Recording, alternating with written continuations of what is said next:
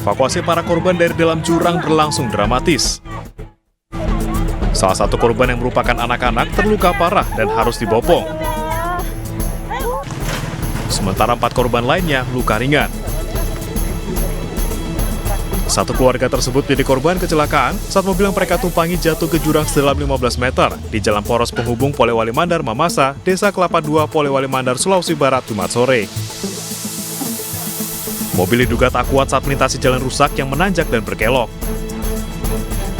Untuk korban sendiri, satu korban dirawat di rumah sakit, korban berumur 4 kepala.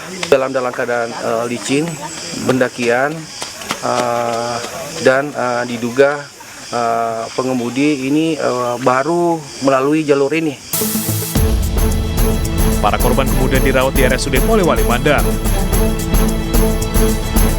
Kecelakaan kerap terjadi di lokasi ini, bahkan hampir setiap tahun memakan korban jiwa. Dari Polewali Mandar, Sulawesi Barat, Husair Zainal, iNews melaporkan. Pemirsa, sebuah minibus melaju tak terkendali menabrak sejumlah kendaraan roda 4 dan juga roda 2 di Jalan Raya Panorama Lembang, Bandung Barat. Ya, pemirsa, para korban tabrak lari dibawa ke rumah sakit akibat mengalami luka kritis.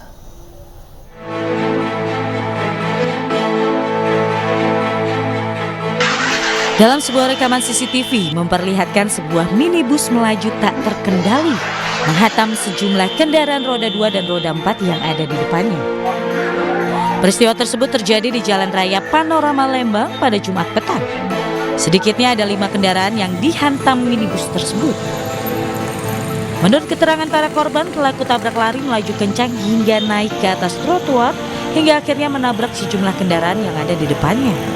Namun mobil pelaku bukannya berhenti, namun langsung tancap gas. Warga yang kesal melakukan pengejaran dan berhasil menangkap pelaku. Tiba saja ketika kita mau keluar dari Jalan Gang Murhadi, tiba-tiba dari belakang pertama kena itu water barrier, pembatas biasa yang suka dipasang oleh lalu lintas. Pertamanya itu yang kena langsung menghantam motor saya. Sesudah menghantam bukannya berhenti, malah tancap gas kendaraan tersebut di atas trotoar. Akibat peristiwa tersebut, sejumlah pengendara motor terpaksa dibawa ke rumah sakit karena mengalami luka serius. Peristiwa tabrak lari ini dalam penanganan Unit Laka Lantas Polsek Lembang. Dari Bandung, Jawa Barat, Yuwono, iNews melaporkan. Pemirsa, Bareskrim Polri bersama Polda Daerah Istimewa Yogyakarta mengungkap produksi dan juga peredaran narkotika dengan modus baru. Para pelaku memproduksi keripik pisang narkotika hingga sabu cair Happy Water.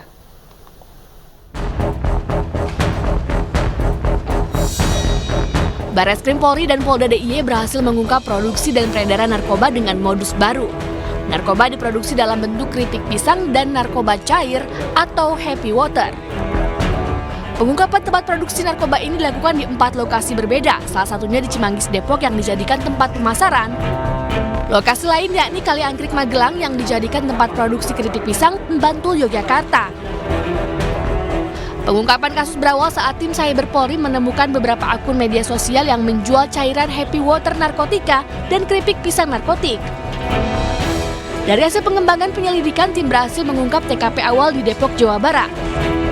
Dari sejumlah lokasi itu, polisi menangkap 8 orang tersangka dengan peran yang berbeda-beda.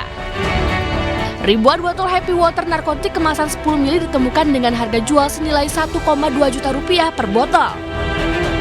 Sementara itu, polisi juga menemukan ribuan kemasan keripik pisang narkotik ukuran 50 gram, 75 gram, 100 gram, hingga 500 gram dengan harga jual mulai dari 1,5 juta rupiah hingga 6 juta rupiah per bungkusnya. Pemantauan di dunia maya, di dunia siber, bahwa ada penjualan narkoba dalam bentuk Happy Water dan juga dalam bentuk keripik pisang. Di situ juga dicantumkan harganya, memang harganya juga cukup tinggi. Keripik pisang kok harga segitu sebenarnya juga tidak masuk akal. Tapi dengan itu kita bisa memberikan kecurigaan, ini ada apa? Sementara itu, rumah yang disewa oleh komplotan pembuat keripik pisang narkoba di Dusun Temanggal 1, Kecamatan Kali Angkrik sudah dipasangi garis polisi. Menurut pemilik rumah, penyewa baru menempati rumah tersebut selama 5 hari. pemilik rumah pun mengaku pernah sekali diberi keripik pisang oleh para pelaku. Namun setelah memakannya anaknya merasa pusing. Lah kok enak banget Yong. Gitu. Berapa kali ngasih Bu? 1 kali, wong cuma 5 hari coba percobaan. Rasa apa aja Bu? Mungkin rasa gurih atau ada varian rasa? Enggak, waktu itu yang dikasih saya cuma rasa coklat. Iya, pisang rasa coklat. Enggak tanya Ibu, siapa yang kan lu bikin atau apa gitu, enggak tanya-tanya? Wong yang bikin aja saya itu enggak denger kok.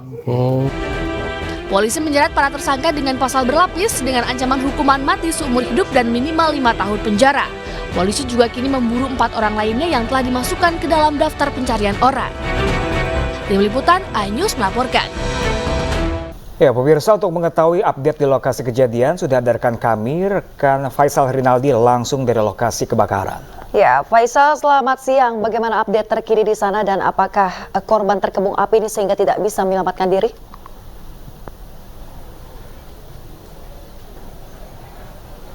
Ya, baik, selamat siang Pram dan juga Pemirsa dan juga Yasmin. Memang saat ini untuk kondisi TKP kebakaran di Koja Jakarta Utara saat ini di belakang kami sudah dibatasi dengan garis polisi.